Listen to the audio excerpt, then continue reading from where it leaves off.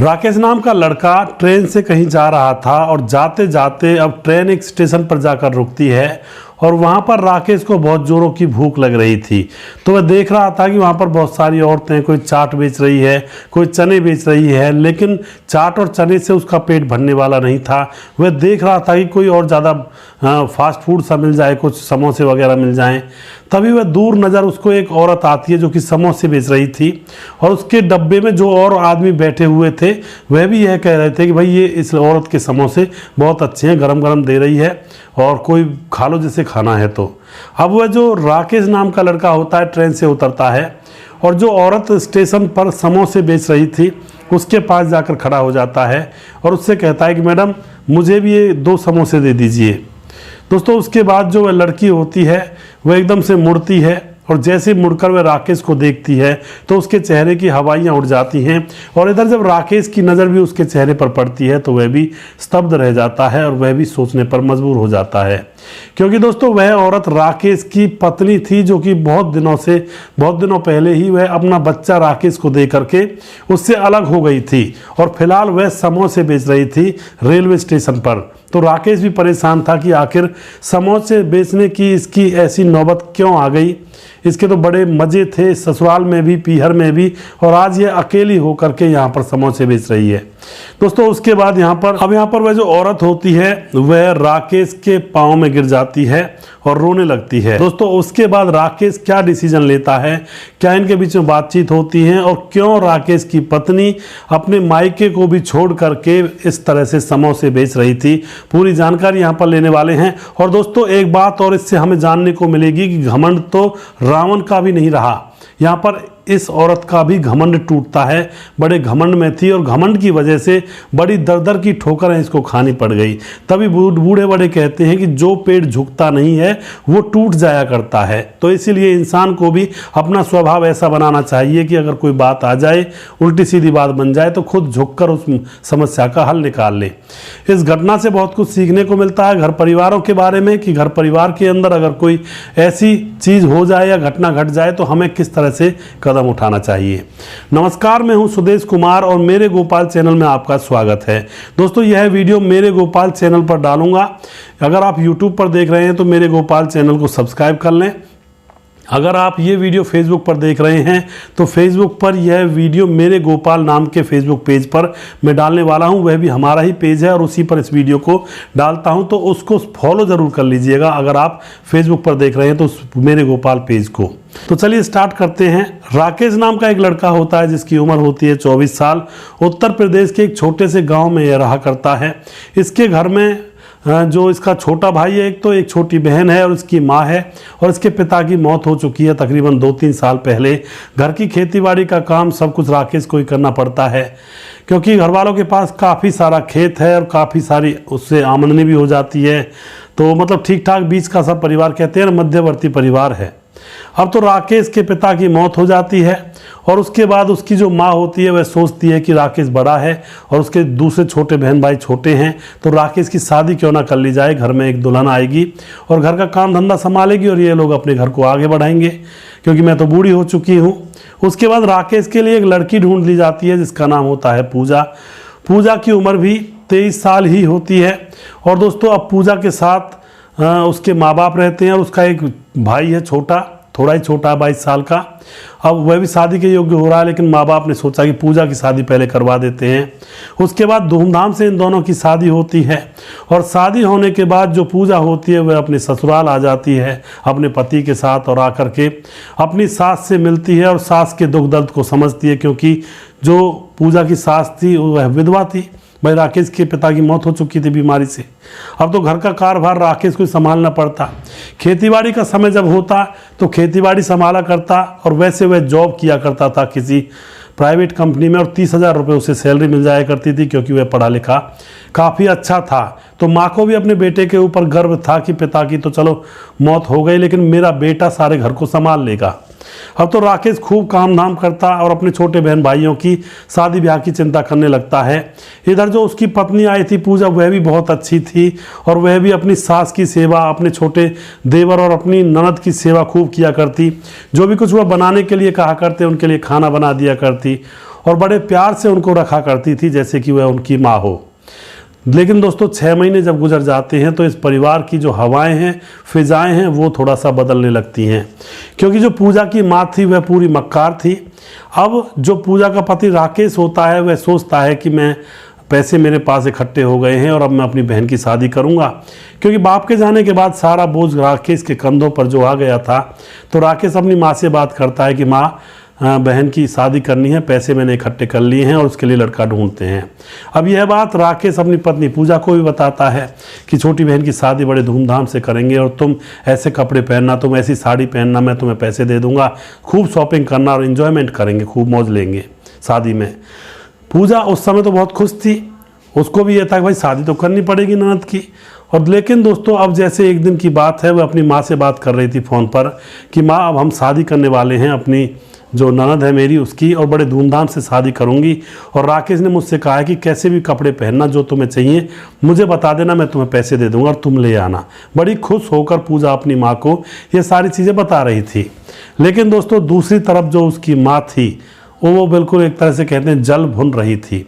वह उल्टी पट्टी पढ़ाने लगती है अपनी बेटी को, कहती है कि अगर तुम्हारा पति इसी तरह से अपनी धन दौलत अपने छोटे बहन भाइयों में लुटाता रहा तो तुम्हारे पास क्या बचेगा, ठेंगा।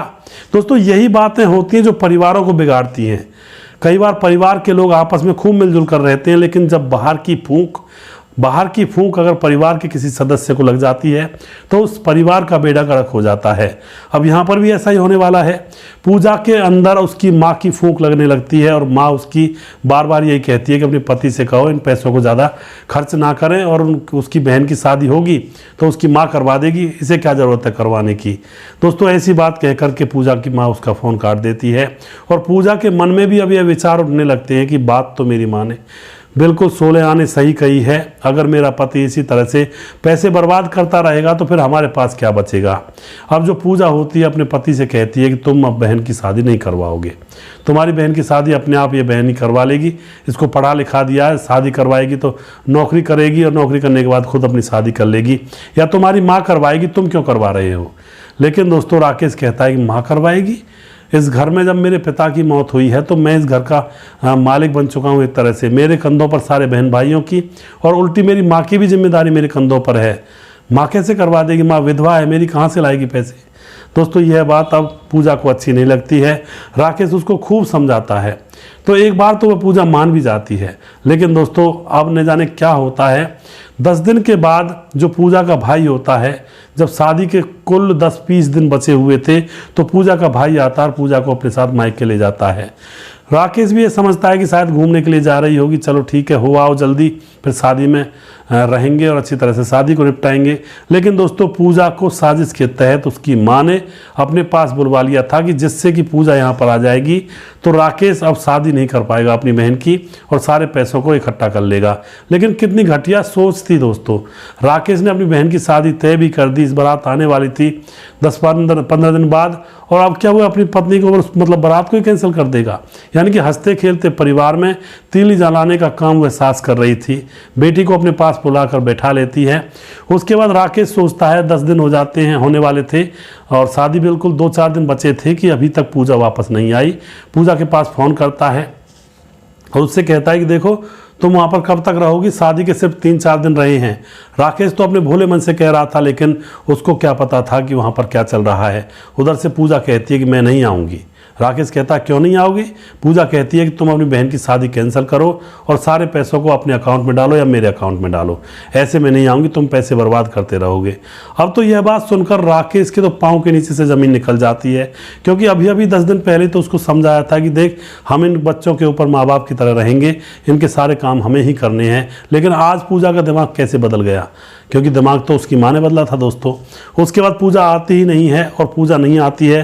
राकेश कह देता है कि मैं अपनी बहन की शादी कैसे टाल सकता हूँ, उसका घर बसने से कैसे रोक सकता हूँ।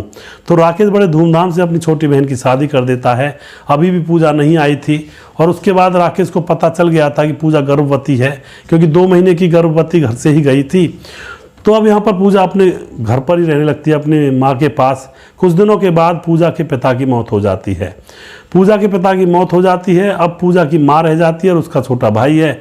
अब पूजा की माँ कहती है कि पता नहीं मैं भी कब मर जाऊं, तुम्हारे छोटे भाई की शादी कर लेते हैं। तो बड़े धूमधाम से छोटे भाई की शादी करवा दी जाती है। और दोस्तों अचंभे की बात है, शादी में पूजा अपने पति को नहीं बुलाती है। पूजा उसको मनाने के लिए जाता है तो वह बिल्कुल मना कर देती है और कह देती है कि तुम अलग हो जाओ, तुम्हें क्या लेना देना तुम्हारे छोटे बहन भाइयों से, तुम्हारी माँ देखेगी, तुम अलग हो जाओ, मुझे लेकर के मैं तभी वहाँ पर आऊँगी, नहीं तो मैं नहीं आऊँगी, और अपने हिस्से की ज़मीन ले लो। लेकिन राकेश को यह बात बुरी लगती है और वह वापस आ जाता है बिना पूजा को लिए। आकर के माँ को बताता है कि माँ वह तो कह रही है कि न्यारे हो जाओ, अलग हो जाओ। तो माँ कहती है कि बेटा तू अलग हो जा, तुम खुशी रहोगे तो मैं भी खुशी रहूँगी, कोई दिक्कत नहीं है, मैं अपने बच्चों का और जो भी कुछ करना वो मैं अपने आप कर दूँगी। लेकिन राकेश कहता है नहीं माँ, मैं ऐसे तुम्हें पीठ नहीं दिखा सकता, वो आए या ना आए मैं तो हूँ तुम्हारे लिए। उसके बाद दोस्तों कुछ दिन गुजरते हैं तो पूजा को बच्चा पैदा हो जाता है, बेटा, और अब पूजा अपने बेटे में व्यस्त हो जाती है। इधर राकेश एक बार और जाता है पूजा से कहने के लिए कि अब तो बच्चा हो गया, शायद अकल आ गई होगी, लेकिन पूजा फिर भी वही, उसकी तो वही रटी रटाई बात होती है कि तुम अलग हो जाओ तभी आऊँगी। लेकिन राकेश फिर से वापस आ जाता है दोस्तों। उसके बाद जब वह बच्चा 1 साल का हो जाता है, 1-1.5 साल का, फिर भी एक बार राकेश कोशिश करता है कि किसी तरह से पूजा आ जाए। फिर पूजा के पास जाता है और उधर पूजा के भाई की शादी हो चुकी थी और घर में भाभी आ चुकी थी। अब तो जो राकेश होता है फिर से जाता है पूजा के पास, लेकिन पूजा को इतना घमंड हो चुका था कि वह अब अपना घमंड तोड़ना नहीं चाहती थी और वह फिर से मना कर देती है। लेकिन राकेश कहता है कि मेरे बच्चे को तो मुझे दे दो कम से कम। तो पूजा कह देती है कि हाँ ले जाओ, खर्चा है, मैं कहाँ तक इसके लिए खर्चा करूँगी, तुम भी तो करो इसके लिए कुछ खर्चा, तुम्हारा भी तो है। तो राकेश अपने बेटे को ले आता है, 1.5 साल का बेटा जो होता है, और पूजा अकेली रह जाती है। अब दोस्तों पूजा के परिवार में घमासान होने लगता है। पूजा की जो भाभी होती है उसको सब पता चल जाता है कि यह जो मेरी ननद है यह अपने घर वालों से रूठ कर बैठी है और यह अपने पति से कहती है कि अलग हो जाओ, परिवार के साथ नहीं रहूँगी। तो पूजा की जो भाभी होती है वह भी यह कहती है कि हम ही इसको क्यों रखें, हमारी तो कुछ ऐसी भी नहीं है कि घर में इसका हिस्सा है या कुछ है। और वह भी सोचने लगती है कि अब मैं भी अपने पति को अलग लेकर रहने लगूंगी, इनका खर्चा क्यों उठाएंगे हम। तो दोस्तों पूजा की भाभी उसको ताने मारने लगती है कि हमारी छाती पर बैठी हुई है, हमारी छाती पर मूंग की दाल दल रही है और हमें नहीं चाहिए तुम, और निकल जाओ यहाँ से, क्या करोगी तुम यहाँ पर। अब ऐसी चीज़ें पूजा के साथ होने लगती हैं, पूजा रोने लगती है। पूजा की जो माँ होती है वह बीमार पड़ जाती है, वह भी कुछ करने लायक नहीं रहती है। अब पूजा की जो माँ होती है उसका घमंड थोड़ा सा टूट जाता है और पूजा से कहती है कि बेटी अपने पति से माफ़ी मांग लो और अपने घर चले जाओ, ऐसे कब तक तुम अपनी भाभी की उल्टी सीधी बातें सुनती रहोगी। लेकिन अभी पूजा का घमंड साथ में आसमान पर था। वह यह घमंड करे बैठी थी कि अब मैं जब जाऊंगी जब वो मुझसे कहने के लिए आएगा। लेकिन उसने ये बात तब नहीं सोची थी जब 3 बार उसको लेने के लिए वह आया था। लेकिन अब की बार फिर से सोच कर बैठी है कि चौथी बार वो आएगा तो मैं उसके साथ चली जाऊंगी। इधर राकेश अपने बच्चे में खो जाता है, सोचता है कि अब उसको नहीं आना तो नहीं आना, क्या करें। तो धीरे धीरे दोस्तों अब क्या होता है, पूजा की ज़्यादा परेशानी बढ़ जाती है। उसकी भाभी रात दिन ताने देती, निकलते जाते हुए आते हुए उसको ताने से जीने नहीं दे रही थी। इधर रात को पूजा अपनी माँ से कहती है कि माँ तुम अपना ख्याल रखना और दवाई टाइम पर लेते रहना। अब माँ को क्या पता था कि अब क्या होने वाला है। सुबह 4 बजे घर से निकल जाती है और ट्रेन पकड़ती है और पहुँच जाती है बहुत दूर गांव से एक शहर के अंदर। और वहाँ जाकर स्टेशन पर उतरती है और देखती है कि यहाँ पर क्या कर सकती हूँ आखिर में। तो वहाँ पर कुछ औरतें, कोई मूंगफली बेचती है, कोई वहाँ पर गज्जक बेच रही थी, कोई वहाँ पर चाट पकौड़ी बेच रही थी, कोई चने बेच रही थी।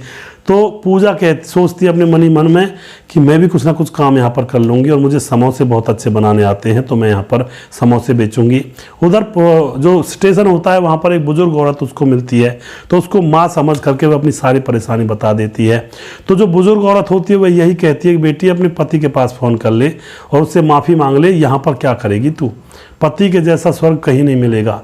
लेकिन वह अभी भी अपना घमंड छोड़ नहीं रही थी और वह कहती नहीं माँ मैं उससे फ़ोन पर माफ़ी नहीं मांगूंगी, मैं यहीं पर कुछ कर लूँगी और अपना जीवन गुजार लूँगी। उसके बाद वह समोसे बेचने लगती है और समोसे बेचती है।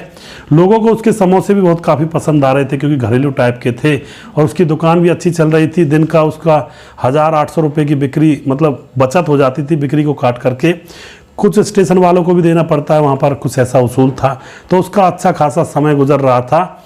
लेकिन पति के बगैर, बच्चे के बगैर, अपने ससुराल के बगैर, मायके के बगैर, चाहे कोई इंसान कितना भी, चाहे कोई औरत कितनी भी कमा ले, लेकिन वह फिर भी अधूरी रहती है।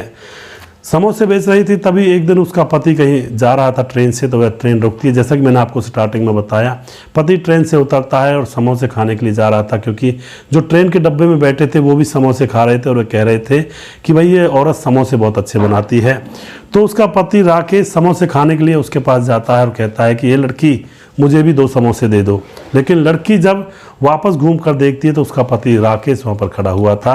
अब तो उसका घमंड चूर चूर हो जाता है, क्योंकि अब तक तो वह घमंड कर रही थी, मैं बात नहीं करूँगी, वही आएगा।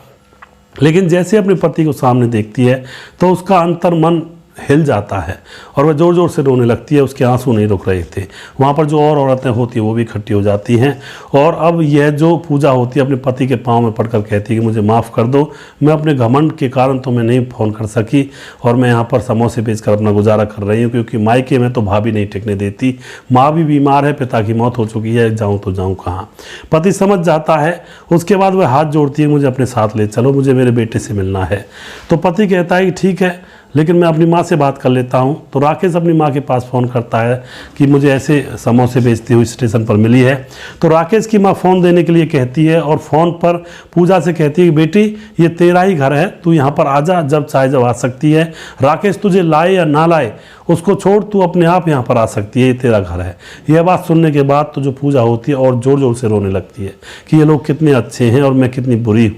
उसके बाद दोस्तों राकेश उसको अच्छे अच्छे कपड़े पहनाता है और कपड़े पहनाने के बाद अपने घर ले जाता है। वहाँ जाकर यह पूजा अपने बेटे को खूब चूमती है, उसको खूब खिलाती है और सासू माँ से माफ़ी मांगती है और अपने पति से वहाँ पर भी माफ़ी मांगती है कि मुझे माफ़ कर दो, मैं मंद बुद्धि थी, अपनी माँ की चाल में आ गई थी और आज मेरी कुपत हो गई है माँ की बातों में आकर के।